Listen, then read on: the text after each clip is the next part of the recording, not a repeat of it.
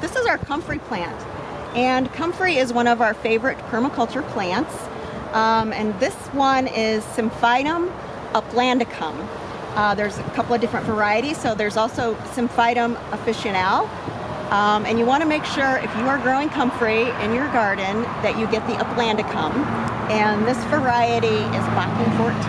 It's a Russian variety, because the advantage to the uplandicum is that the flowers are sterile. So what happens with the officinale is that the seeds are not sterile, and so it spreads everywhere by seed. And it's a very resilient plant, so it does really well growing in many places, and once you get it, it's very challenging to get rid of because of the type of root structure that it has, which we'll see in just a minute. And so we like comfrey for a lot of reasons. Obviously, it gets these beautiful flowers on it, which our pollinators do love. I've seen hummingbirds, bumblebees, so our long-tongued bees, native bees, really like our comfrey flowers. And it's also one of the main reasons why we use it in permaculture is we use it for a method that we call chop and drop. And I don't have my clippers with me, so I'm improvising. But generally what you do with your comfrey plant 2-3 times a year is you come out and you chop it all the way down to the ground. So you'll just come down and you can leave like 6 to 8 inches of your comfrey plant, and you just chop it down.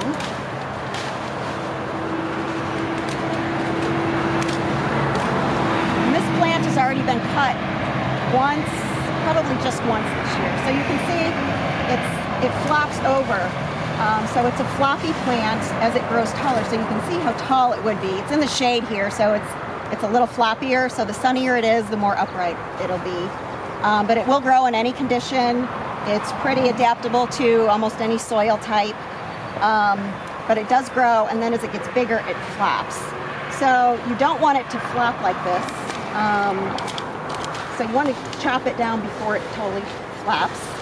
And then why we like it in permaculture is, so then we have all these wonderful, wonderful, thick, very thick leaves. So they're full of moisture, and they're very large, and they are very thick. So what we like to use them for in our garden is mulch. So we call it chop and drop. So what we do is we take all of our cuttings and we can spread them around all of our other plants in our garden to help provide fertilizer as well as mulch to help prevent weeds from growing and also retain moisture. So I've got a plant right here. We have a currant bush right here. So I'm just going to give a little protection to our currant bush. And you just take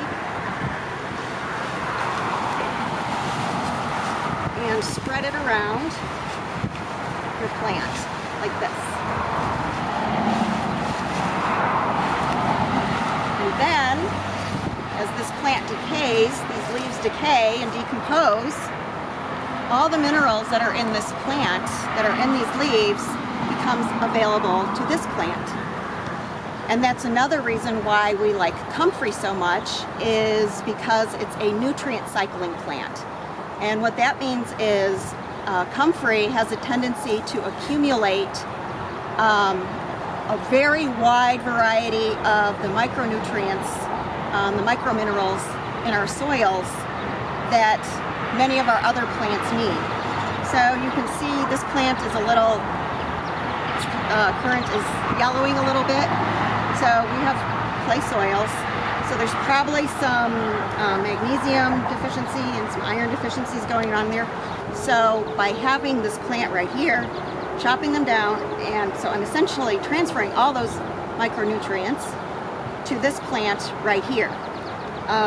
So it's very easy. I'm not going to the store and buying all these products, having to haul it from the store and bring it to my garden. It's all right here. So there's one of our bumblebees on one of our flowers right now. So, so it's a wonderful, very versatile plant. It's also medicinal. So in our permaculture gardens, we like to provide as many functions for us as people as we can. So it's a very medicinal plant. Its folk name is knitbone. So it was used historically to help mend broken bones. So you can make a tea of it, you can make compresses with it. So there's a lot of different ways that you can use it. Again, we offer classes and we teach you all these wonderful things about these plants. So come join us at a class or come out to our gardens and experience the plant yourself. So what I'm going to do now is I'm going to dig up some of the roots and I'll show you how to propagate it. So we are here with our comfrey plant and we need to share this plant. So I have a friend who is in need of some comfrey for his garden, and our comfrey plant is very large and prolific, as you can see.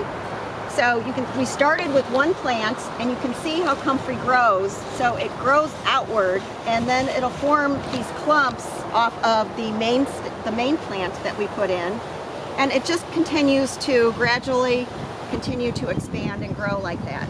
But it will shoot up. It does get shoots off of some of the roots as it goes out and forms these mini clumps. And so when we're propagating comfrey, that's one of the things that we want to make sure that we're capturing and transplanting it. So I'm going to dig off this section right here. I'm going to dig this section up. And that's the other beautiful thing about comfrey is you don't need very much to propagate a new plant. And it is like one of the easiest plants in the world to propagate. So I'm just going to dig up a chunk here so that we can share.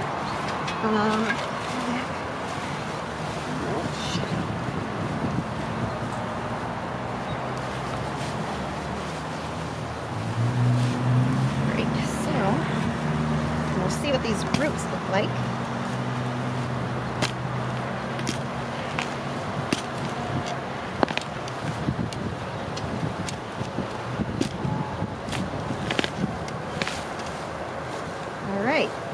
So it's really just that easy. Shake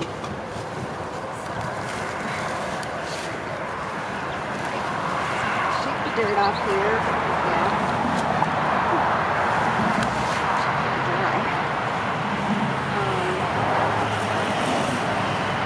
Okay, so here's the root structure for a comfrey plant. So you can see how it grows. So it's just breaking apart like this. And in order to propagate comfrey, one of the reasons why they say when you plant it, make sure you put it where you really, really want it because it's hard to move. Again, the uplandicum is not as hard to move as the officinale. The officinale has much thinner and more wider spreading roots than the uplandicum does. So you can see these are the root structures, and literally to start a new plant, this is probably all you need. So you can see it's got a sprout growing on it there. It's got some of the fine root hairs on it. You could literally put this in the ground and it will grow. So there's plenty of plant material here. So if I had lots of friends, I could share them, or if I wanted to put it around in a lot of different places, I have more than enough to share here. And this is just from one clump, one tiny piece off of this one plant. So again, you don't need a lot of comfrey.